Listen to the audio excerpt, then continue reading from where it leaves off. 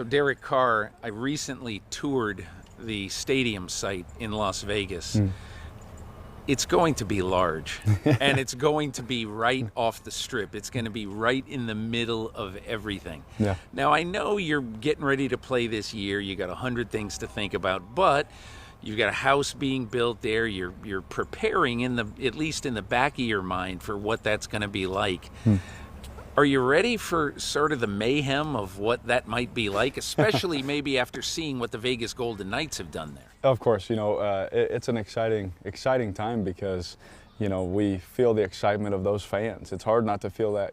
I got family on my wife's side that lives there, and they keep telling us how excited the community is, almost like a college atmosphere, And but at the same time, I feel the heartbreak of our fans here in Oakland, and Right.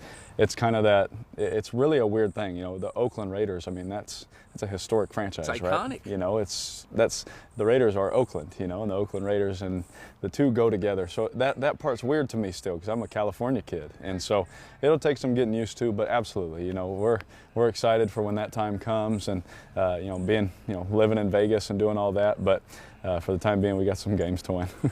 It's a classic case of, I think if I were in your position, I would say, not my job. I Yeah. just play quarterback, Yeah. So let's talk about that for a second. You've had, on the outside world right now, everybody is looking at your team and saying, oh my God, this Antonio Brown hurricane, it's hitting this team every day. What's it like on the inside of this team? On the inside, we've been well informed. We've been in communication. We know what's going on, and we understand. In this league, certain things happen, and it's a business, and there's certain things you have to take care of. And he knows, just as we know, as soon as he shows up, and we fully expect him to, and can't wait for him to come back. We're going to wrap him around with our arms and bring him in, because he's one of our teammates, and we love him, and can't wait to have him back. On the inside, you know how training camp is. You've been to so many. You have so much to think about that the last thing we're thinking about is, are his feet okay, and things like that. In your couple of hours of downtime, you send him a text, hey, hope everything's good, all that. But there's so many blitzes to pick up and that kind of stuff that you kind of get carried away, and the days go by. And so hopefully he'll be back soon, though, and we'll wrap our arms around him and can't wait to have him back. Is there any question in your mind that Antonio Brown will play for this team this year? Oh no, not to me. Without getting into it, he'll be back. We'll be ready to roll, and we're fired up to have him. When you have had him here, before he got hurt with the frostbite, when you have been able to throw to him, can you describe, for somebody who really doesn't know, what's it like to throw a football deep to Antonio Brown? It's different. I've been around some really, really great players. I've seen a lot of great players with my own eyes at practice and things like that. And everyone in the NFL is fast. Everyone that's an NFL player compared to a college or high school player, they're the best in the world.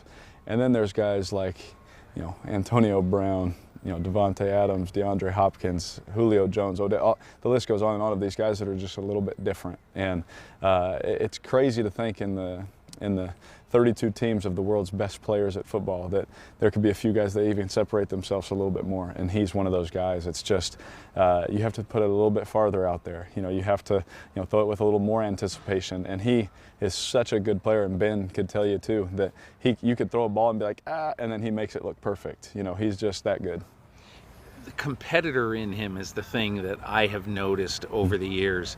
Sort of forget all the other stuff, but the one thing when I have watched him at training camps, particularly over the years, is that, and this is not a cliche, he's the last guy left on the field. And if most receivers are catching 20 balls out of the jugs gun, he's catching 140. Yes. And that has to have an impact on the other guys who are here. Oh, you hit it on the head, and you're so smart, and you know that. You know that whatever he does and his work ethic and his production on the field makes everyone look at him. And when they look at him and see him doing those things, it elevates our other receivers. It elevates our defenders. It elevates our DBs trying to cover him.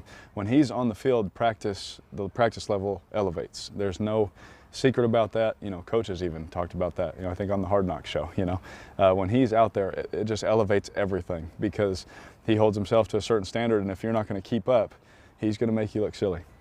I've heard and read a lot so far in camp about Hunter Renfrow, your rookie receiver here. Yeah. I want you to describe him a little bit and what you think he might add to this offense. You know, he gives us something in the slot, just a savviness. You know, at Clemson, he was their third-string quarterback. You know, I so didn't know that.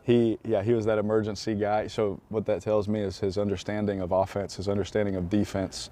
It goes far beyond just his little slot position. You know, he can see things the way a quarterback sees things, and that's not the case for every receiver. And for him to have that and have that ability in the slot, it's no wonder he was, you know, some of those guys, some of those quarterbacks in Clemson's favorite target. You know, with all those great talented guys, they continually found Hunter Renfrow to win games. And, you know, it shows because in big moments, it doesn't get too big for him. He's just the calmest, coolest guy. He's like, I'm just going to run my route and do my job. I remember being here on draft weekend when Mike Mayock said, it's not just about the player who we're drafting.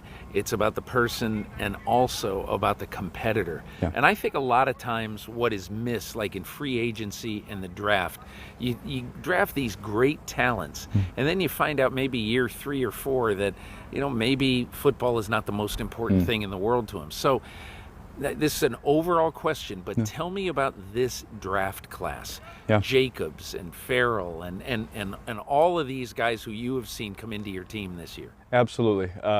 This class is different. And I'm asked by our player engagement people to speak to our rookies. You know, I've been through a lot of ups, a lot of downs, injuries, successes, everything the NFL has to offer. And I've been through a lot of it. And I get to talk to the rookies every year. And this year when I was talking to these rookies, every single one of them is intentionally listening, taking notes, asking questions, and that doesn't show that. What do you talk to them about? A lot of stuff. There's a lot of stuff that we don't put on the camera too. But the main thing is that I took away from that is they don't care who's talking to them. You know, obviously quarterback, captain, all those kind of things, that's cool. But everyone that goes in there and talks to them, they're the same exact way. What that shows me is they're intentional about bettering themselves.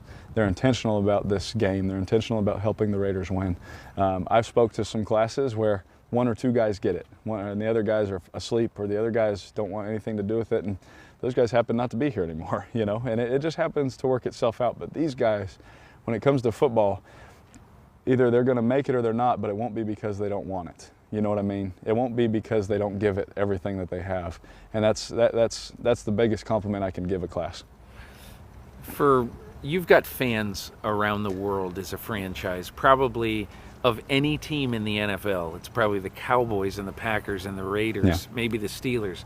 But there are fans all over the world, and I think a lot of them are thinking, well, you know, sort of maybe a lost year. We got the Chiefs, we got the Chargers, and, you know, maybe 20 or 21 will be really good. Yeah. So what do you think? You know what people are saying about your team? Yes. You know, building year, maybe next year or the year after. What do you think?